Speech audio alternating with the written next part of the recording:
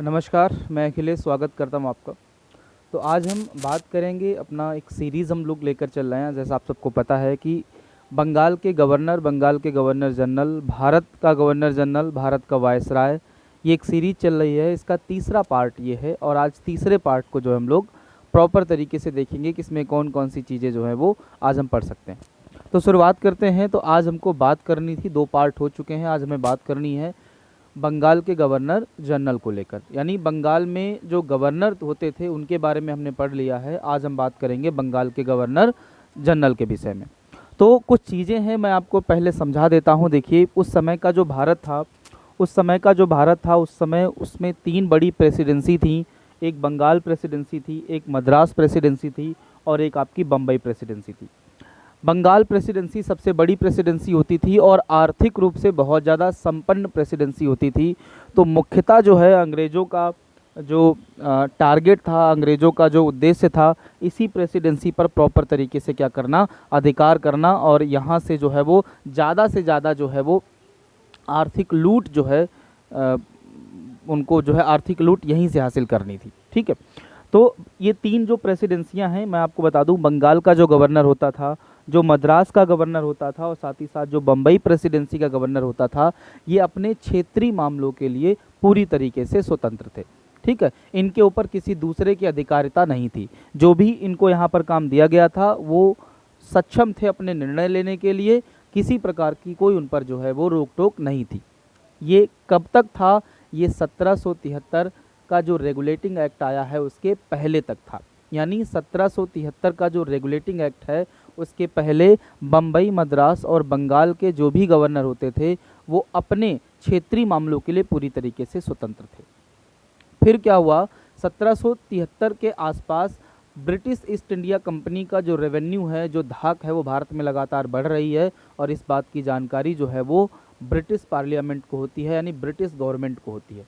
तो उसको कहीं ना कहीं लगता है कि थोड़ा बहुत अंकुश लगाना जरूरी है ब्रिटिश ईस्ट इंडिया कंपनी पर। ठीक है, तो इसलिए ब्रिटिश पार्लियामेंट से एक एक्ट पारित होता है जिसको हम 1773 रेगुलेटिंग एक्ट के नाम से जानते हैं। ये एक्ट पारित होकर भारत आता है और इस एक्ट के तहत क्या किया गया, देख लीजिए, मैंने यहाँ पर लिखा भी हुआ है कि रेगुलेटिंग एक्ट 1773 से पहले मद्रास, बॉम्बे, बंगाल प्रेसिडेंसी के गवर्नर अपने क्षेत्रीय मामलों के लिए स्वतंत्र थे। फिर क्या हुआ? रेगुलेटिंग एक्ट 1773 के तहत, यानी जब ये एक्ट आया है 1773 में, बंगाल के गवर्नर का पद जो है बंगाल का गवर्नर जनरल कर दिया गया। यानी जो अभी तक बंगाल का गवर्नर होता था उसको बंगाल का गवर्नर जनरल कर दिया गया। अब जब पद का विस्तार किया गया है तो जाहिर सी बात है इसकी शक्तियों का भी क्या किया गया होगा, विस्तार किया गया होगा। तो इसकी शक्तियों का विस्तार करके इसकी अधिकारिता जो है बम्बई और मद्रास तक बढ़ा दी गई। यानी अब बंगाल का गवर्नर जो है, बंगाल का गवर्नर जनरल जो है, वो बंगाल के मामलों में तो हस्तक्षेप करेगा ही करेगा, वो मद्रास और बम्बई प्रेसिडेंसी के जो मामले होंगे, उनके जो निजी मामले होंगे, उनमें भी वो हस्तक्षेप कर सकता है। इसीलिए इस पद का क्या किया गया, विस्तार किया गया।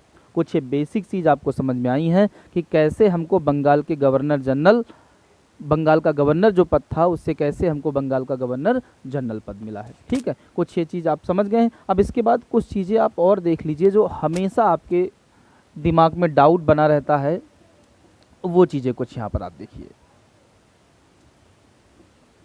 देखिए, एक समस्या हमेशा रहती है, अगर आपको देखा जाए तो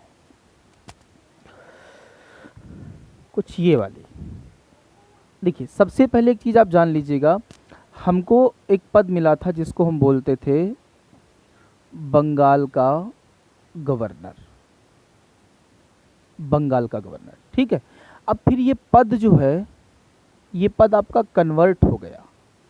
ये पद हुआ आपका कन्वर्ट। किस में कन्वर्ट हुआ है?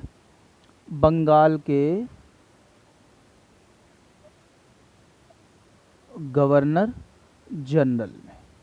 ये पद आपका कन्वर्ट हुआ है बंगाल के गवर्नर जनरल में। ठीक है, अब ये पद कन्वर्ट कब हुआ है इसको भी आप देख लीजिएगा। ये पद आपका कन्वर्ट हुआ है 1774 में, और किसके तहत हुआ है? 1774 में हुआ है। और 1773 रेगुलेटिंग एक्ट के द्वारा जो है इस पद को कन्वर्ट किया गया है बंगाल के गवर्नर से बंगाल के गवर्नर जनरल में। ठीक है, अब इसके बाद अब हमारे पास कौन सा पद हमको मिल गया है, बंगाल का गवर्नर जनरल, यानी सेकंड पद हमारे पास बंगाल का गवर्नर जनरल। अब ये पद भी कन्वर्ट होगा आगे चलकर, किस में जाएगा, ये जाएगा आपका भारत का गवर्नर जनरल। ये पद आपका कन्वर्ट हो जाएगा भारत के गवर्नर जनरल में। अब एक पॉइंट आपके सामने और आता है, ये कब कन्वर्ट हुआ है, तो याद रखिएगा ये 1833 में कन्वर्ट हुआ है। और 1833 में अगर आपको याद हो तो एक एक्ट आया था जिसको हम चार्टर एक्ट के नाम से जानते हैं, चार्टर एक्ट 1833। यानी बंगाल का गवर्नर कन्वर्ट हुआ 1773 रेगुलेटिंग एक्ट के तहत बंगाल के गवर्नर जनरल में। फिर बंगाल का गवर्नर जनरल कन्वर्ट हुआ है 1833 चार्टर एक्ट के तहत भारत के गवर्नर जनरल में। उम्मीद करता हूँ इतनी बातें आपको समझ में आई होंगी। फिर उसके बाद अगर हम बात करें, अब हमारे पास पद कौन सा है, भारत का गवर्नर जनरल, भारत का गवर्नर जनरल। अब इसकी अगर हम बात करें तो ये भी आपका कन्वर्ट हुआ किसमें, भारत का वायसराय में, भारत का वायसराय में। ठीक है, अब ये कब कन्वर्ट हुआ है, तो ये 1858 में कन्वर्ट हुआ है। और किसके तहत कन्वर्ट हुआ है, याद रखिएगा एक अधिनियम आया था, भारत शासन अधिनियम 1858, उसके तहत इसको क्या कर दिया गया, कन्वर्ट कर दिया गया। ठीक है, अब हमारे पास कौन सा पद आ गया है, भारत का वायसराय। तो कुछ इस प्रकार से जो है ये 1757 से लेकर 1947 तक जो है ये नौटंकी चलती रही। ठीक है, 3 बार कन्वर्ट हुआ है। एक्ट अगर आपसे पूछा जाता है तो पहली बार आप बता सकते हैं बंगाल का गवर्नर बंगाल के गवर्नर जनरल में कन्वर्ट हुआ है 1773 रेगुलेटिंग एक्ट के तहत। अगर आपसे पूछा जाता है बंगाल का गवर्नर जनरल जो है वो भारत के गवर्नर जनरल में कब कन्वर्ट हुआ, तो आप बता सकते हैं 1833 एक्ट पूछेगा तो 1833 चार्टर एक्ट। आपसे अगर पूछा जाता है कि भारत का गवर्नर जनरल जो है भारत का वायसराय किस एक्ट के तहत और कब बना, तो आप बता सकते हैं 1858 भारत शासन अधिनियम, और वर्ष भी 1858 ही था। इतनी बात आपको समझ में आ गई होगी। अब एक चीज़ यहाँ पर और मैं क्लियर कर देता हूँ, ध्यान दीजिएगा। थोड़ा सा ये भी कभी कभी कन्फ्यूज़न रहता है, हालांकि बहुत ही लाइट चीज़ें हैं, बहुत हल्की चीज़ें हैं, आप सबको पता है, कभी कभी कन्फ्यूज़न हो जाता है। ठीक है, तो उस पर बात करते हैं हम लोग। अब देखिए समझिए इधर एक सामने आपके प्रश्न आता है। सबसे पहले हमारे पास क्या है, ध्यान दीजिएगा, सबसे पहले हमारे पास है बंगाल का गवर्नर। ठीक है, बंगाल का गवर्नर, यानी एक पद है आपके सामने बंगाल का गवर्नर, और यहाँ से प्रश्न क्या पूछा जाता है कि प्रथम कौन है और अंतिम कौन है, प्रथम कौन है और अंतिम कौन है। प्रथम की अगर बात करेंगे तो आप सब जानते हैं कि प्रथम कौन हो जाएगा, आपका क्लाइव हो जाएगा, और अंतिम कौन हो जाएगा, आपका हेस्टिंग्स हो जाएगा। यानी बंगाल के प्रथम गवर्नर की बात करेगा तो बंगाल का प्रथम गवर्नर रॉबर्ट क्लाइव है, और अंतिम गवर्नर जो है वॉरेन हेस्टिंग्स है। अब इसके बाद मैंने कहा था दूसरा पद हमारे पास है, दूसरा पद कौन है, आप सबको पता ही है, ये है बंगाल का गवर्नर जनरल। ठीक है, गवर्नर जनरल। यहाँ से भी वही चीज़ आपसे पूछी जाएगी, यहाँ से भी वही चीज़ आएगी कि भाई प्रथम कौन है और अंतिम कौन है, प्रथम और अंतिम कौन है। तो सिंपल सा आपको फिर बता देना है, प्रथम आपका कौन हो जाएगा, जो यहाँ पर ये अंतिम था, यानी हेस्टिंग्स क्या हो जाएगा, इसका प्रथम गवर्नर जनरल हो जाएगा। और अंतिम की अगर हम बात करेंगे, ये आपका हो जाएगा लॉर्ड माउंटबेटन, लॉर्ड माफ़ कीजिएगा लॉर्ड बेंटिक हो जाएगा, बेंटिक, बेंटिक। ठीक है, लॉर्ड बेंटिक या बेंटिक जो भी है। ठीक, अब इसके बाद हम बात करें तो अगला जो हमारे पास पद होगा वो क्या होगा, भारत का गवर्नर जनरल। ठीक है, भारत का गवर्नर जनरल। अब भारत के गवर्नर जनरल की बात करें तो जाहिर सी बात है, यहाँ पर जो ये लास्ट है ये इसका क्या हो जाएगा, प्रथम, ये जो लास्ट है ये इसका क्या हो जाएगा, प्रथम हो जाएगा, यानी बेंटिक जो है वो क्या हो जाएगा, प्रथम हो जाएगा। और अंतिम की अगर बात करें तो अंतिम जो है कौन होगा, वो आपका कैनिंग हो जाएगा। ठीक, इतनी बात आपको समझ में आई होगी। अब अगर हम बात करें, ध्यान दीजिएगा, अब अगर हम बात करें तो चौथा पद हमारे पास कौन होगा, वो है आपका भारत का वायसराय। भारत का वायसराय, भारत के वायसराय की बात करें तो सेम चीज़ें आएंगी, एक तो आपका प्रथम और एक आपका अंतिम। तो प्रथम की बात करें जो वो लास्ट था वही इसका प्रथम हो जाएगा कैनिंग, और लास्ट की बात करें तो आप जानते हैं बेटन साहब हो जाएंगे, माउंट बेटन साहब। तो ये कन्फ्यूज़न आप दूर कर सकते हैं किस प्रकार से कि बंगाल का प्रथम गवर्नर कौन था, तो रॉबर्ट क्लाइव। बंगाल का अंतिम गवर्नर कौन था, तो वॉरेन हेस्टिंग्स।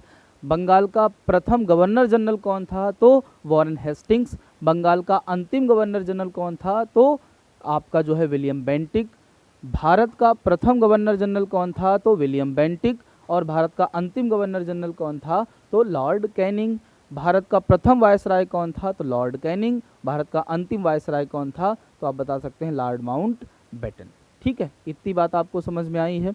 चलिए, ये चीज़ उम्मीद करता हूँ आपने इसका स्क्रीनशॉट ले लिया होगा। अब आगे अगर बात की जाए तो हमको आ जाना है अपने मुद्दे पर। अब देखिए अब हमारे सामने क्या है कि पद है बंगाल का गवर्नर जनरल। ठीक है, अब बंगाल के गवर्नर जनरल के तहत जितने भी गवर्नर जनरल हुए हैं उन पर हम लोग प्रॉपर तरीके से चर्चा करते हैं। अब देखिए, समझिए थोड़ा सा ध्यान से।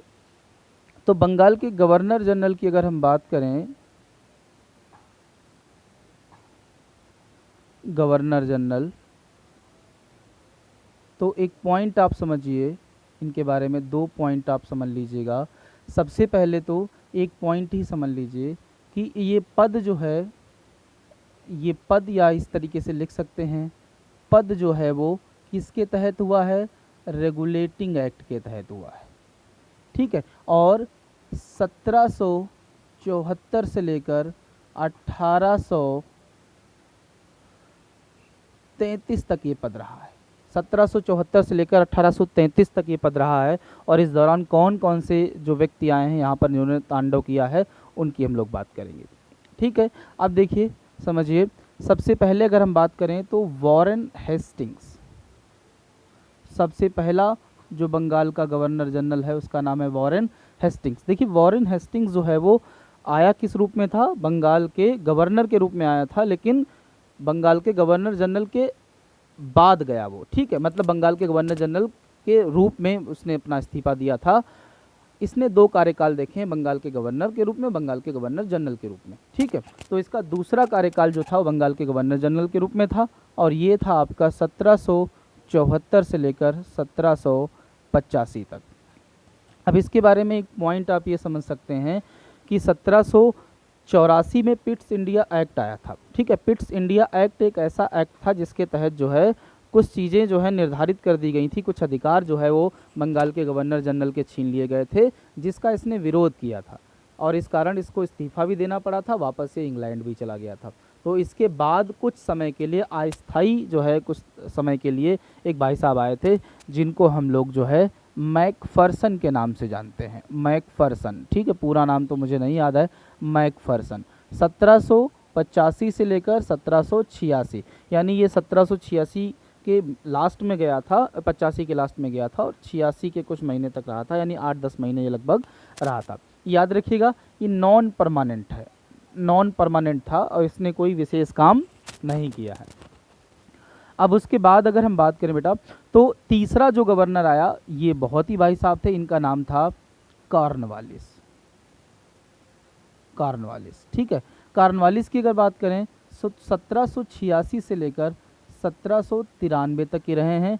फिर इनके बाद आते हैं जॉन शोर, शोर भाई साहब आते हैं, और इनकी बात करें तो 1793 से लेकर 1798 तक ही रहे हैं। फिर 5वें नंबर पर जो आते हैं बंगाल के गवर्नर जनरल की हम बात कर रहे हैं, तो वेलेजली भाई साहब। वेलेजली की अगर बात करें तो 1798 से लेकर 1805 तक ही रहते हैं।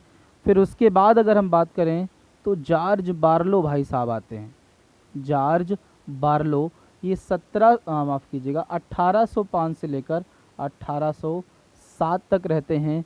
फिर इसके बाद जो आते हैं उनका नाम है लॉर्ड मिंटो प्रथम 1807 से लेकर 1813 तक ये आदमी रहता है।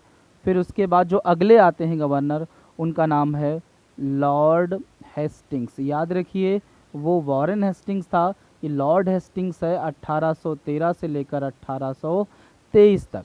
फिर उसके बाद अगर हम बात करें तो एक और आते हैं जिनका नाम है एमहर्स्ट, ये 1823 से लेकर 1828 तक रहते हैं। और फिर उसके बाद नंबर आता है किसका, विलियम बेंटिक का। विलियम बेंटिक भाई साहब आते हैं, और ये इसके बाद 1828 से 1833 तक इनका जो है बंगाल के गवर्नर जनरल के रूप में, फिर उसके बाद भारत के गवर्नर जनरल के रूप में कार्यकाल होता है। तो इनके बारे में हमको पढ़ना है। देखिए, वॉरेन हेस्टिंग्स के दोनों कार्यकाल, यानी इसका पहला और दूसरा दोनों कार्यकाल हमने जो है लास्ट वीडियो में ही कवर कर लिए हैं। ठीक है, अलग अलग बताने से कोई मतलब नहीं था। मैकफर्सन भाई साहब नॉन परमानेंट थे, अस्थायी थे, बस खाना पूर्ति इन्होंने समय को पूरा किया और इन्होंने कोई काम नहीं किया है। उसके बाद बड़ा जो नाम आप देख रहे हैं लॉर्ड कॉर्नवालिस, ये हमको आज जो है यहाँ से पढ़ना है। Lord Cornwallis, Shore, Wellesley, George Barlow, Lord Minto, Lord Hastings, Amherst और विलियम बेंटिक के बारे में पढ़ना है। तो आज इस वीडियो में हम जो है वो लॉर्ड कॉर्नवालिस का काम क्या भारत में रहा है, इनकी नीतियाँ क्या रही हैं, इनके सुधार क्या रहे हैं, उन सब के बारे में हम प्रॉपर तरीके से देखेंगे। तो शुरू करते हैं लॉर्ड कॉर्नवालिस के बारे में। चलिए, उम्मीद करता हूँ आपको ये समझ में आया होगा, स्क्रीनशॉट आपने इसका ले लिया होगा।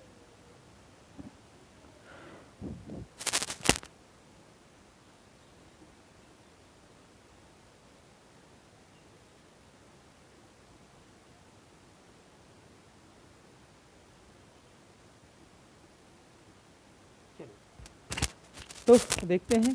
तो अब अगर हम बात करें तो हमारे सामने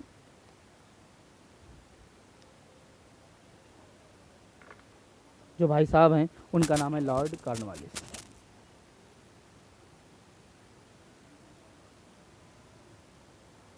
लॉर्ड कॉर्नवालिस, ठीक है। अब लॉर्ड कॉर्नवालिस के बारे में अगर हम बात करें तो 2 पॉइंट आपको इनके बारे में सबसे पहले याद रखने हैं। ठीक है, एक उच्च कुलीन व्यक्ति था, उच्च कुलीन व्यक्ति था, यानी ये बहुत उच्च कुल में जन्मा एक व्यक्ति था जिसको जिसको बंगाल के गवर्नर जनरल के रूप में भारत में भेजा गया। ठीक है, इसके बाद अगर बात करें तो इनका जो कार्यकाल रहा, मैंने लास्ट में बता भी दिया है, पिछले अभी आपने देखा भी होगा, कार्यकाल रहा है वो 1786 से लेकर 93 तक रहा है। ये कुछ बेसिक बातें इनके बारे में जो है मैं बता चुका हूँ। ठीक है, अब आगे अगर हम बात करें तो इनसे एक पॉइंट आता है कि इनके कार्यकाल की प्रमुख घटना कोई है क्या भैया। ठीक है, कार्यकाल की प्रमुख घटना, तो इनके कार्यकाल की प्रमुख घटना की अगर बात करें तो इनके कार्यकाल में एक युद्ध हुआ था, वो हम सब जानते हैं, तीसरा यानी जो थर्ड आपका जो है थर्ड आंग्ल मैसूर युद्ध। इनके कार्यकाल में तीसरा आंग्ल मैसूर युद्ध हुआ। अभी जो तीसरा आंग्ल मैसूर युद्ध हुआ है, इसके बारे में, या हम कहें चारों जो आंग्ल मैसूर युद्ध हुए हैं, इनके बारे में एक अलग से वीडियो मैं आपको बना कर दूंगा, लेकिन थोड़ा सा अभी इस युद्ध के बारे में आप जान लीजिएगा। इस युद्ध की अगर बात करें तो इसका समय जो है इसका समय जो है वो 1790 से लेकर 92 तक है, 1790 से लेकर 1792 तक है। ये टीपू बनाम अंग्रेजों के मध्य हुआ है। टीपू को आप जानते हैं, ठीक है, टीपू को आप जानते हैं, हैदर अली का पुत्र है। हैदर अली की मृत्यु हो गई है दूसरे आंग्ल मैसूर युद्ध में। उसके बाद इसके बेटे टीपू ने जो है अंग्रेजों के साथ लड़ाई को जारी रखा है, तीसरा युद्ध हुआ है। ठीक है, इसमें अगर संधि की बात करता है, कौन सी संधि हुई थी जिसके तहत युद्ध लड़ा था, तो वो संधि थी आपकी श्रीरंगपट्टनम की। श्रीरंगपट्टनम की संधि हुई थी। श्रीरंगपट्टनम एक ऐसी संधि थी जिसमें टीपू को जो है वह अपमान के घूंट पीने पड़े थे। अपमान कहीं मार्केट में कहीं शीशी में नहीं मिलता है। अपमान का मतलब जो है कुछ ऐसी संधियां हुई जिसके तहत टीपू को अपना आधा से ज़्यादा अधिक राज्य जो है वो अंग्रेज़ों के पास रखना पड़ा, और साथ ही साथ इनके 2 बेटे थे उनको भी गिरवी रख लिया था अंग्रेज़ों ने। ठीक है, तमाम सारी चीज़ें हुई थी। टीपू का ही इस युद्ध में क्या हुआ था, बहुत ज़्यादा नुकसान हुआ था। ठीक, तो ये प्रमुख घटना है किसके समय की, लॉर्ड कॉर्नवालिस के समय की, तीसरा आंग्ल मैसूर युद्ध।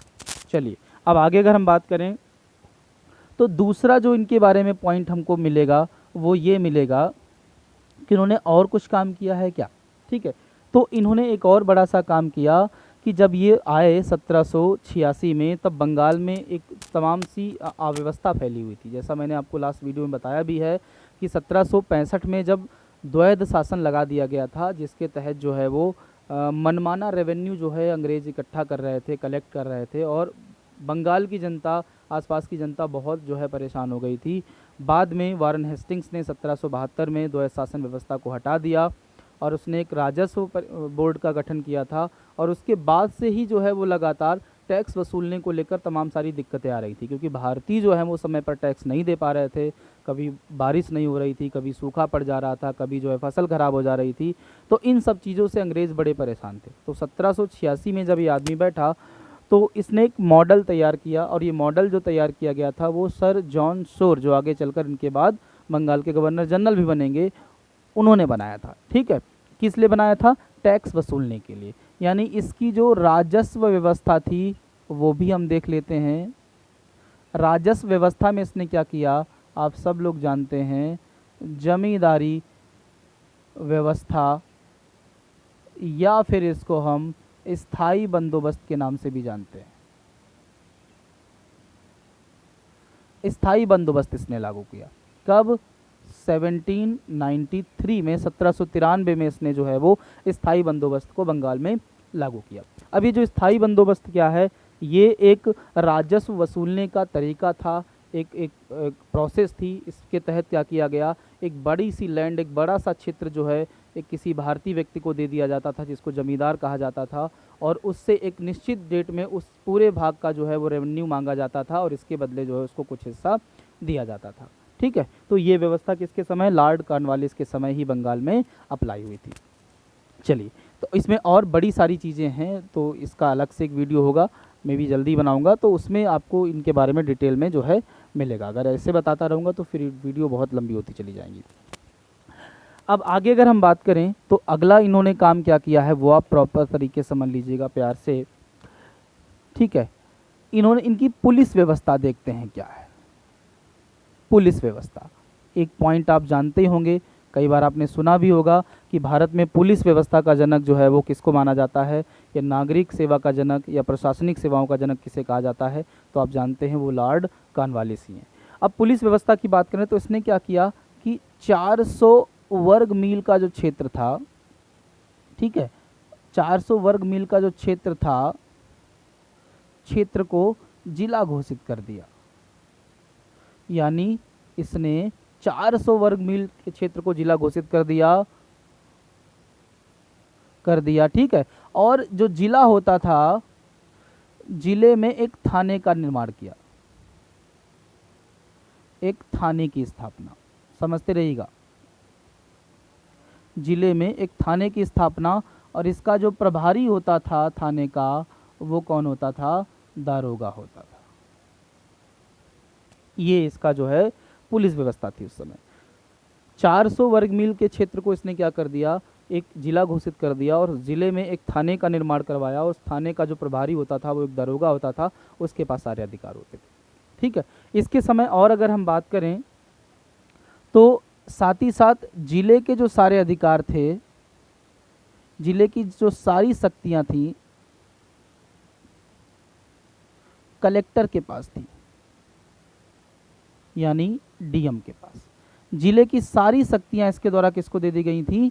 डीएम को दे दी गई थी। यानी डीएम जो है वो कर से संबंधित जो मामले होते थे उन पर भी वो एक्शन लेता था, साथ ही साथ जो न्यायिक मामले होते थे उन पर भी एक्शन लेता था। दोनों शक्तियां उसके पास थी। ठीक है, इतनी बात आपको समझ में आई। चलो, अब अगर हम आगे बढ़ें तो एक चीज़ और हमको मिलेगी। देखिए, अभी आप क्या देख रहे हैं कि जो कलेक्टर है उनके पास तमाम सारी शक्तियां हैं, न्यायिक शक्तियां भी हैं और प्रशासनिक शक्तियां भी हैं। ठीक है, अब इसके बाद अगर हम बात करें तो इसने क्या किया कि प्रशासनिक, इसने जो है एक और चीज़ लागू की जिसको हम लोग जानते हैं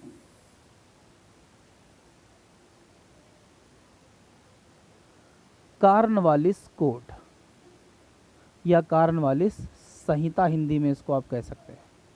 जैसे इंडियन पीनल कोड है, भारतीय इंडियन पीनल कोड जो है, भारतीय संहिता जो है, ठीक है, वैसे ही इसने जो है वो कार्नवालिस कोड लागू किया, कार्नवालिस संहिता लागू की। ठीक है, कब? 1793 में। 1793 में इसने कार्नवालिस कोड जो है लागू किया। अब इसके तहत क्या किया गया वो आप समझ लो।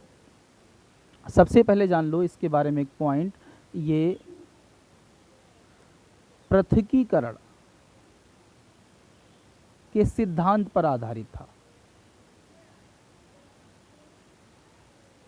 ये पृथकीकरण के सिद्धांत पर आधारित था। ठीक है, यानी इसका मतलब ये है कि इसने क्या किया, जो न्यायिक व्यवस्था थी, जो न्यायिक व्यवस्था थी और जो प्रशासनिक व्यवस्था थी, ठीक है, इनको पृथक कर दिया। पृथक कर दिया इसका मतलब ये है कि इन दोनों को अलग अलग कर दिया। न्यायिक व्यवस्था अब अलग लोग देखेंगे और साथ ही साथ जो प्रशासनिक व्यवस्था है वो अलग देखेंगे। इसका असर क्या हुआ कार्नवालिस कोड संहिता का, कि जो जिले का डीएम होता था उसके तमाम सारे अधिकार छीन लिए गए। डीएम के पास न्यायिक अधिकार होते थे, वो छीन लिए गए। अब उसके पास केवल कर से संबंधित अधिकार ही बचे हैं। इसका जो है ये सिस्टम हुआ। यानी इसका प्रभाव अगर हम देखें तो जो डीएम था, कलेक्टर था, डीएम की न्यायिक फौजदारी शक्तियां छीन गईं। न्यायिक और फौजदारी की शक्तियां क्या हो गई आपकी? छीन गईं। केवल कर वाली यानी कर वसूलने वाली जो भी शक्तियां होती थी वो उनके पास अब बची थी। ठीक, तो ये आपका कार्नवालिस कोड था। अब इसके बाद अगर हम बात करें, आप मिटा दिया है मैंने, आप चाहें तो रिवर्स करके इसका स्क्रीनशॉट ले लीजिएगा या फिर आप समझते रहिएगा, दिमाग में एक बार बिठा लीजिए, बस बैठ जाएगा। अब इसके बाद अगर बात करें तो प्रशासनिक सुधार इसने क्या किए? प्रशासनिक सुधार की अगर बात की जाए तो प्रशासनिक सुधार में आप देखेंगे, ध्यान दीजिएगा, कि सबसे पहले तो इसने क्या किया कि जो प्रशासनिक व्यवस्था है, प्रशासनिक व्यवस्था का यूरोपीकरण किया। यानी प्रशासनिक व्यवस्था का इसने यूरोपीकरण कर दिया। ठीक है, अब यूरोपीकरण जब इसने प्रशासनिक व्यवस्था का कर दिया है तो किया क्या इसने, जो भारतीय थे, भारतीयों के लिए सेना में पद और प्रशासनिक सेवा में पद,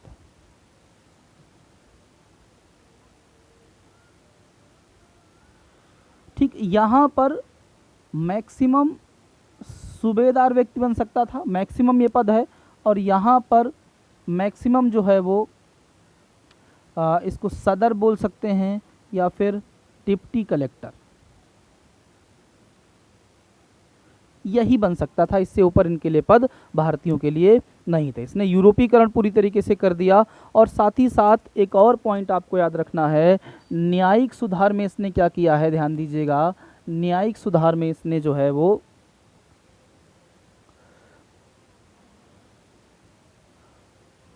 फौजदारी जो अदालतें थीं, ठीक है, फौजदारी अदालतों को समाप्त कर दिया। फौजदारी अदालतों को समाप्त कर दिया। अब इसके पीछे रीज़न क्या है वो आप जान लीजिएगा। फौजदारी अदालतों में भारतीय जज हुआ करते थे, इसलिए इसने इन अदालतों को ही क्या कर दिया, समाप्त कर दिया।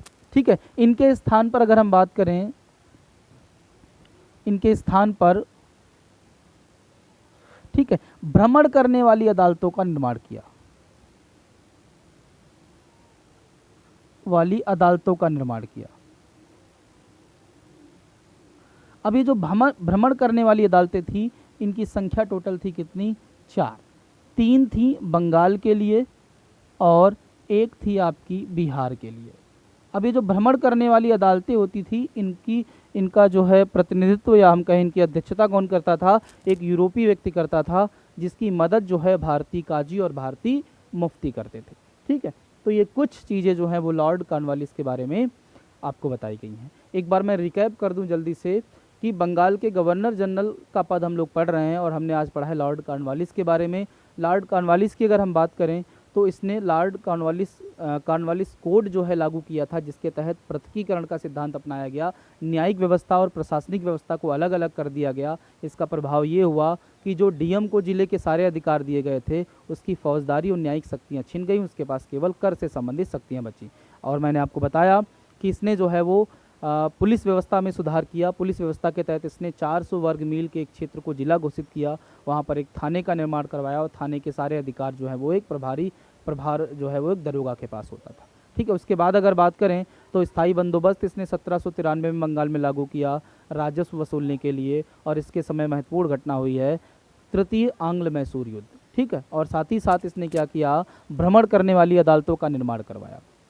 और एक पॉइंट छूट रहा है, वो मैं आपको बता देता हूँ। प्रशासनिक व्यवस्था के तहत ही इसने क्या किया कि लगातार जो कंपनी के व्यक्ति थे, कंपनी के अधिकारी थे, वो निजी व्यापार भी कर रहे थे। तो निजी व्यापार पर रोक लगाने के लिए इसने क्या किया, सबसे पहले कंपनी के अधिकारियों का वेतन बढ़ाया और उसके बाद उसने उनके निजी व्यापार पर रोक लगा दी। अगर वो डायरेक्ट निजी व्यापार पर रोक लगाता तो कहीं ना कहीं उन अधिकारियों की इनकम जो है वो इफेक्ट करती, वो इसका विद्रोह कर सकते थे। तो पहले उसने उसकी इनकम बढ़ाई, सैलरी बढ़ाई, और उसके बाद उनके निजी व्यापार पर रोक लगा दी। ठीक है, तो उम्मीद करता हूँ कि ये वीडियो आपको पसंद आया होगा, चीज़ें आपको समझ में आई होगी। इसका अगला पार्ट जो है आपको जल्द ही मिल जाएगा, 2 से 3 दिन के अंदर ही मैं अपलोड कर दूंगा बनाकर। ठीक है, और बस रिक्वेस्ट यही है, अगर थोड़ा सा भी आपको जो है ये वीडियो इन्फॉर्मेटिव लगता है, आपकी थोड़ी सी भी नॉलेज बढ़ती है, तो प्लीज़ चैनल को सब्सक्राइब कर लें और वीडियो को लाइक करें, शेयर करें, जल्दी से सब्सक्राइबर बढ़वाएँ प्लीज़। मैं बहुत मेहनत कर रहा हूँ और कोशिश करूँगा कि आपको बहुत ज़्यादा जो है वो और अच्छे वीडियो मिलेंगे। अभी थोड़ा सा चार्ज हो रहा हूँ मैं, क्योंकि 3 महीने से मैं क्लासेस नहीं ले रहा था, मेरी ऑफलाइन क्लासेस चलती हैं, वो बंद हैं सारी। तो फिर बहुत अच्छा मैटर आपको मिलेगा। हिंदी भी पढ़ाता हूँ मैं, हिंदी और जीएस दोनों के जो है आपको रेगुलर वीडियो आपको मिलेंगे। उम्मीद करता हूँ आपको वीडियो पसंद आया होगा। Thank you.